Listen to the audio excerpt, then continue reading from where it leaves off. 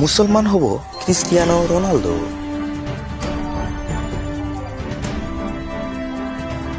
ইছলাম ধৰ্ম গ্ৰহণ কৰিবলৈ মানসিকভাৱে সাজু হৈছে ৰনাল্ডো। ইছলামৰ প্ৰতি আকৃষ্ট ক্ৰিষ্টিয়ানো ৰনাল্ডোই কৰিব ধৰ্ম পৰিৱৰ্তন। দুপৰীয়াই জাতুৰে সমগ্ৰ বিশ্বকে মহাচ্ছন্ন কৰি ৰখা বিশ্ববিখ্যাত তাৰকা ফুটবলাৰ গৰাকীয়ে ইছলাম ধৰ্ম গ্ৰহণ কৰাৰ ইংগিত দিলে তেওঁৰে সহ খেলুৱৈ। আজান চলি থাকিলে ফুটবলৰ অনুশীলন বন্ধ কৰি দিয়ে ৰনাল্ডোই। আল্লাহু আকবৰ ধ্বনি দিয়ে ৰনাল্ডোই।